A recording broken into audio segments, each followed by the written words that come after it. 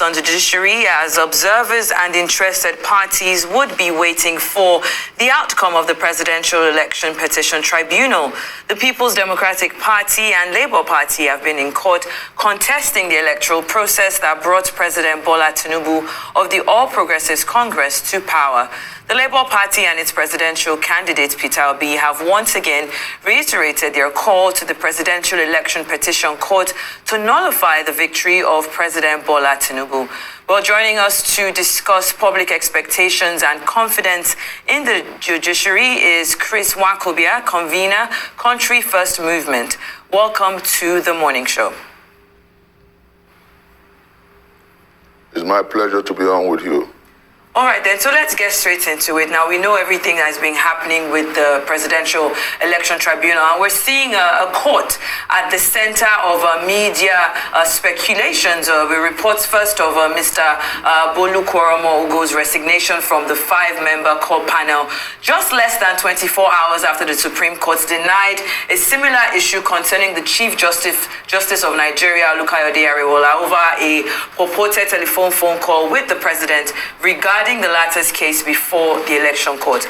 Now, Atiku, in a statement signed by his media advisor, Paul Ibe, just on Saturday here, says that the APC and the agents of Tinubu have ceaselessly chosen to stand in the way of justice-making by making catastrophic threats to anarchy if justice is not served according to their whims. Now, I want to know what you make of all of this. How confident are you in the judiciary? I mean, they've come out to very quickly say that these allegations are not true, of course, of the first two situations. But what do you make of it? How confident are you in the judiciary right now to, give, the justice that is expected? I don't say that's expected, sorry. The justice that is true and just. Seita, thanks for that question. Something tells me that the judiciary will do right. Something tells me that the judiciary understands the urgency of now. Something tells me that the judiciary understands that the Nigerian people are looking up to them. Something tells me that the judiciary understands that democracy will only thrive when there's justice. And then very importantly, I want to start this my delivery here by saying that the media and indeed the civil society are partners in this whole process. I believe that the time has come for us to nudge the judiciary to do what is proper, right, and right. And sincerely, I think that with the hoopla of media reportage on what is happening at the level of the judiciary, something good will come out of it. The APC is saying that they want justice, interestingly so. The PDP is saying that they want justice, interestingly so. And the Labour Party says that they want justice. But there's something that comes to my mind as we discussed this morning. And that was the quote by my mentor, Martin Luther King Jr., who said a long time ago that the arc of the moral universe is long, but it bends toward justice. And I believe that as we discuss our democracy, as we x-ray the events of February 25th and the election that followed afterwards, the governorship election, as we work as a people towards deepening democracy, one thing is very important, that not only has the election monitors, local election observers and monitors, including Yaga Africa and the likes, lampooned the last election as predominantly flawed. The European Union did so, and several other agencies have done so. And so all eyes are on the judiciary. Nigerians are saying that the time to do what is proper, right, and right is now. And I sincerely believe that somehow it's a hunch that is strong within me that the judiciary will do what is right. All right, Chris, thanks for that clarification. But then I wanted you to speak more in terms of public expectations. A lot of people will say, yes, you are in court, and the court is preparing to make their decisions known. But But then there's also the question of the Lamidi Apapa faction of your party. And many people will say that if you're talking about justice, maybe that should be addressed from the aspect of the fact that those who are supposed to be the real owners of the party, of Labour Party, have been, shifted to one side, and you are trying to forcibly take over control of the party from them. Lamidi Apapa's faction is in court, and it looks like he's not doing too badly in terms of the what he has presented to the court. If ultimately his faction wins in court, do you think that everything that you have built your case upon might come crumbling down in the event that Lamidi Apapa is recognized as the true chairman of the party? Because as you know, part of what he is asking the court for is that every elections at the primaries up to that of your candidate at the presidential elections, Mr. Peter Obi, should not be recognized. All the elections done by the Abure faction. So I'm asking you emphatically, if ultimately Lamidi Apapa is recognized as the authentic leader of the party, how would that affect your chances at the court? Steve, let me say very clearly that discussing Lamidi Apapa and the shenanigans around the legalese, if you like, and what he's saying, at some point, Lamidi Apapa did say that his battle is not against the candidacy of Peter Gregory Obi. At another point, the puppet and the puppeteer scenario plays out, and he says, oh no, I dispute everything that happened under Abure. But, between both of them, I want to say clearly that inimitable quote of Sir Walter Scott, that Scottish writer and poet, comes very handy as we discuss this. Walter Scott said a long time ago, oh, what a tangled web we weave when first we practice to deceive. Interestingly, what is before the Presidential Election Petition Tribunal is not the case of Lamidi Apapa.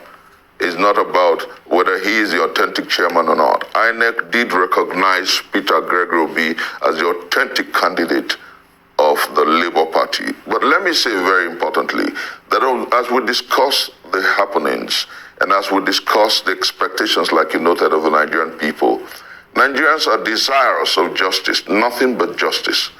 They want the judiciary to do what is proper and right. Nigerians want the interpretation of the law, ditto the Electoral Act, and indeed the Constitution as it pertains to the presidential election of February 25th. Nigerians want to see justice. And let me say very importantly also, Steve, that congruent with democracy is the sanctity, is the credibility, is the dignity of the electoral process. You can only say that you're truly democratic when the rights of the people expressed through the electoral process is truly upheld.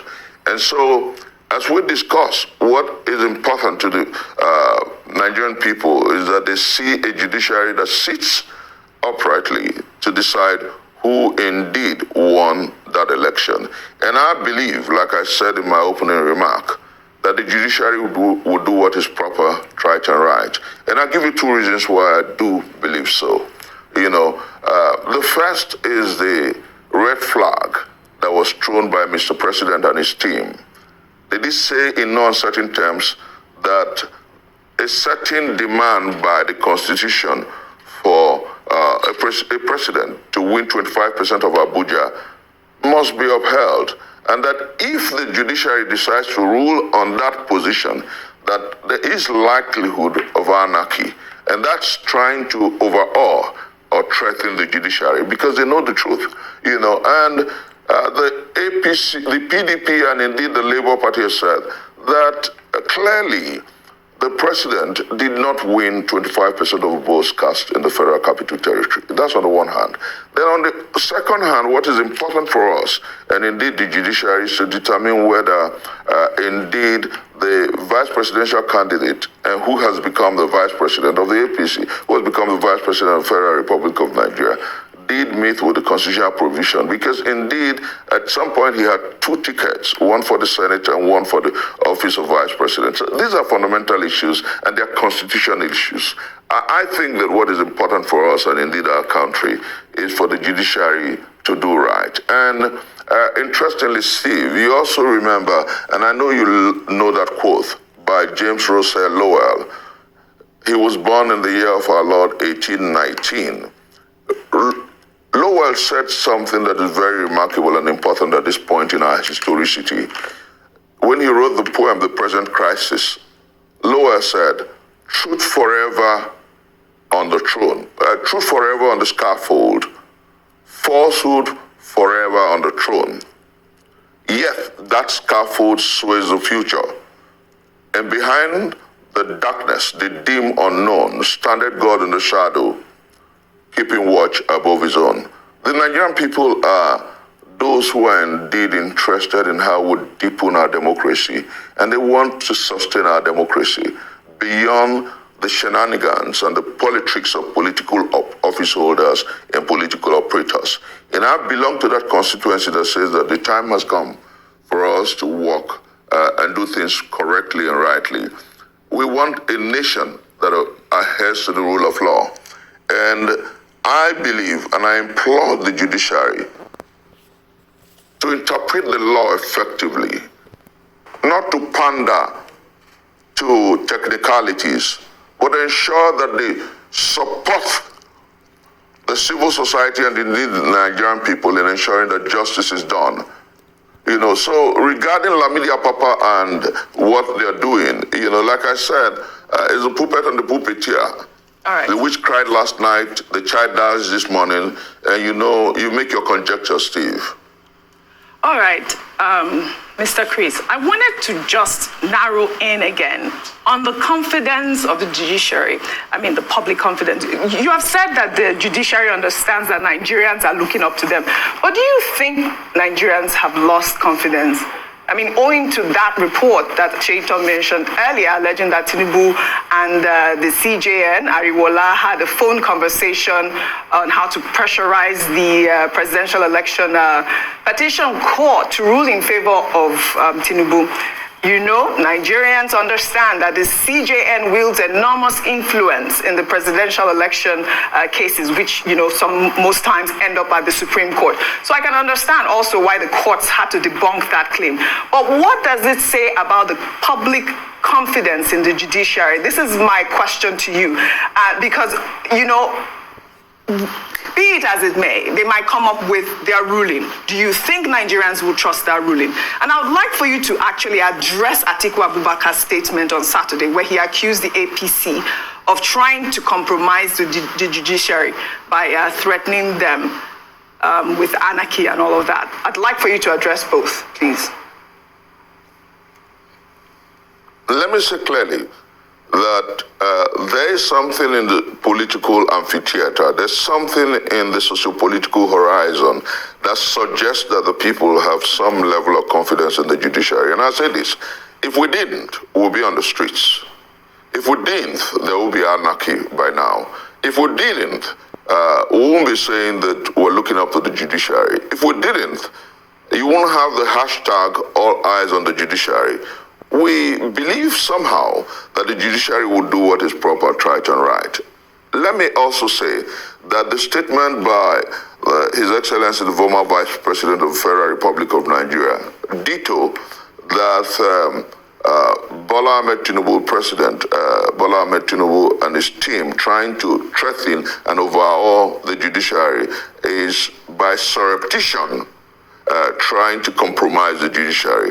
Don't forget that quickly the judiciary has come to try to build public trust and to say that they are not being compelled by the executive to knee-jerk our democracy, to threaten our democracy, or to give wrong ruling. I want to say with all sense of respect that I believe that the judiciary will do what is right for three strong reasons. They understand that the masses of our people are better politically aware now than ever. And they understand that the plethora of reportage and information regarding the last election scores the election as the most flawed in our recent history. Everyone understands the monumental electoral larceny that happened on the 25th of February. So that's point number one. Nigerians are watching and expecting that the judiciary will do right. Point number two is that the presidency does understand that somehow, should the judiciary follow the law strictly, they will lose. And so they're trying to threaten the judiciary by saying that there will be anarchy if they rule that the last election was truly flawed. Point number three, my principal, Peter Gregory Obi, has said in no uncertain terms that he believes that the judiciary would rule according to the facts before it. Former Vice President Atiku Abubakar has said in no uncertain terms that they will not accept anything but justice. And I want to say without equivocation that the civil society believes that nothing but justice will sustain our democracy. So I want to believe that you understand the urgency of now. Yes. I also want to believe that the presidency and indeed judiciary understands the urgency of now, that what Nigerians expect is nothing but justice. And so I am confident, like I said, that the judiciary will do right. All right, Chris. Well, you know, Atiku also alleged that the harassment of the judiciary is a playbook from 2019 when they removed CJN Onogen and replaced him with Tanko Mohammed, who himself was later accused of corruption by his colleagues at the Supreme Court and resigned shamefully. That is from Atiku. But the APC government, they also said that the APC government never went after Tanko as they did in Onoge's case, because it was never about corruption, but about the election. I'd like for you to, try to respond to that aspect of his final address. Very importantly, we've seen the tendency of the APC, the All Progressive Congress, to try to threaten and overhaul the judiciary. We saw it from the immediate past, President Muhammadu Buhari, when they ransacked, harassed, harangued, and threatened the judges. We've seen a litany, a chain of where, you remember, like you cited, the case with the former CGN Onogen.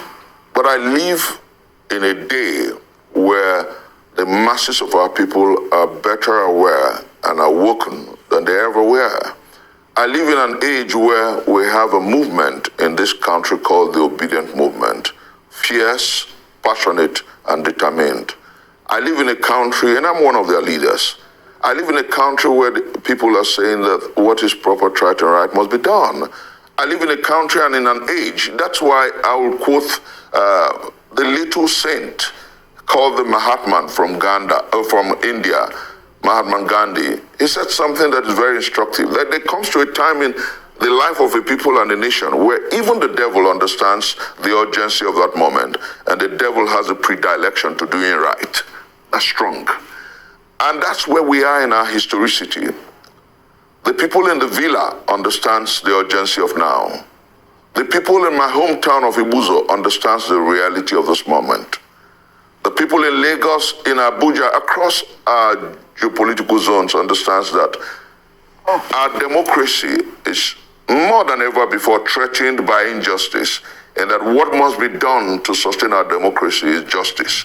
And so I believe that the Supreme Court, headed by Ariwola, the CJN of the country, the Presidential Election Petition Tribunal, that they understand that nothing but justice can sustain our democracy.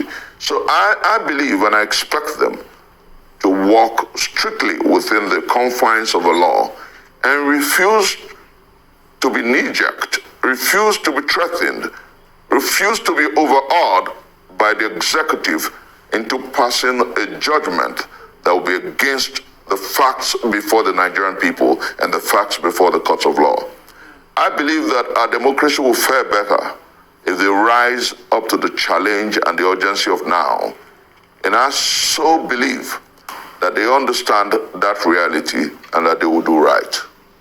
I mean, you have spoken about how justice, of course, plays, and I believe the judiciary also plays a critical role in safeguarding democracy. Now, in your opinion, how can Nigeria's judiciary maintain its independence and integrity amidst political pressures and contested election outcomes, also ensuring that the judiciary remains impartial and protected from undue influence? What broader reforms, or would I say measures, should be considered to strengthen our country's democracy and continue to ensure the independence and effectiveness of its judiciary in resolving electoral disputes? So not just general suggestions. Let's talk about actual reforms that can make a difference when it comes to our judiciary. Let me start by saying that in answering that question, I will sound like John the Baptist in the wilderness of the Middle East. I would sound like Prophet Muhammad, peace be unto him, in Arabia. I would sound like my mentor Mahatma Gandhi in India. And I want to say that the time has come for men to realize and understand that whatever we do, that karma is real. To understand also that whatever we sow, it's part of a golden rule. What you sow, you reap. And to understand that the challenge of posterity is for good men and men of integrity and good conduct to rise up and alter chains of wickedness, disease, despondency, and falsehood.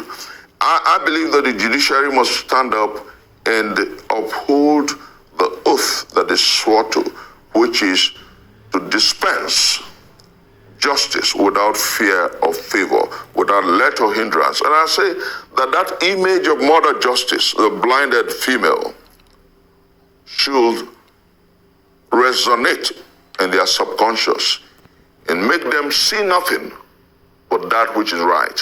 And then I also think that regarding legal reforms, the time has come for us to ensure that the executive does not appoint the head of the Electoral Commission. Let us look the way of the Justice Way's recommendations and ensure that at worst, either the National Assembly or the judiciary appoints the man to superintend over the Electoral Commission. And then also, as we discuss our country and how to deepen our democracy, let us create a cult, if you like, of men who truly believe that democracy will die if we allow electoral subterfuge and lessen it to prevail. And that's what happened in February. So I urge those who wear the wig, I urge the judiciary to rise up to the challenge and the urgency of now, and to understand that the Nigerian people are looking up to them. Let me deviate a bit. Shaitan, we live in Nigeria. Steve, we live in Nigeria. We live in a country that is interested in deepening the frontiers of democracy. We live in a country that wants the rule of law to prevail and persist. We live in a country that wants, knowing that God has blessed our country with amazing riches, predominantly with munificence and wealth ineffable. The time has come for leadership to be responsible and responsive to the people in every respect. All right. You do not steal the mandate of the people and expect them to trust you. So the time has come for the judiciary to ensure that we all deepen democracy and ensure that the rule of law prevails. Okay, Chris, I mean, that's understood, but don't let us get emotional about our expectations in this matter. Very quickly, before we let you go, yes is now down to the wire, down to the courts to decide. Everybody has presented their case. What do you say to people who say that, yes, your lawyers, everything, might have highlighted the things that you have said to us about the 25% requirement in FCT, about the propriety of how the vice president was nominated, and of course about certain alleged integrity issues surrounding, the candidacy of the president. But then people say that apart from Rivers, the case of Rivers State, that it looks like, yes, that's something that people will easily call for Labour Party, that you have not in any way proven that you won the elections, that you scored more votes than even the PDP, that it looks more like you are seeking the disqualification of the president rather than actually establishing the fact that you won the election and you performed better than the PDP. What do you say to such people without having to delve into what we will expect from the courts directly? Just in a few minutes, please. Steve, Reps ipsa loquitur, the fact speaks for itself. Clearly, even with the mutilated facts and figures that INEC put up and put out, Peter Gregory Obi won more states than all the candidates put together. He won the whole of the Southeast. He won 4 of the South states. He won some of the North Central states. And let me say clearly, he won Lagos. He defeated Tinubu in his home state, in the state he governed. Let me say very clearly that we know the truth. You know the truth. The people out there know the truth. The judiciary knows the truth. And that is why the president and his team are trying to overawe and threaten the judiciary. But I want to say, as you said I shouldn't get emotional, but I'm thinking about a Kaite who lives in Cross River, who is badly traumatized by leadership without responsibility. I'm thinking of Ufuma in my home state of Delta, who has to buy fuel at 617 naira to power her small generator so her small salon can work. I'm thinking of Kainde, I'm thinking of Tunde, I'm thinking of Musa, I'm thinking about our country and our people. Steve, without sounding or patronizing anyone, I have a lounge in Abuja and I had to buy fuel yesterday. I bought fuel with tears in my eyes. I bought fuel for over 120,000 naira, Steve, for a car and a lounge. And how much money do you make? There's hunger, disease, despondency, poverty, depression, and want. And Nigerians voted for a man who has said to them that we will revolutionize governance, that will turn things around for the better.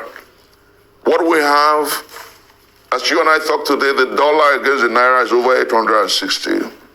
The euro is above 900. The pound is above 1,000. Steve, I'm emotional. And so are the millions of Nigerians out there emotional. They go to the market and can't buy anything. Steve, I'm troubled like you are troubled. I know you're trying to be dispassionate, but the truth is that the time to do right is now.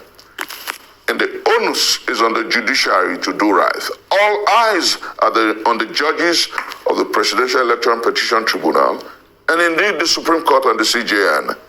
And like I told you, it is because we have faith in the judiciary that we're not on the streets.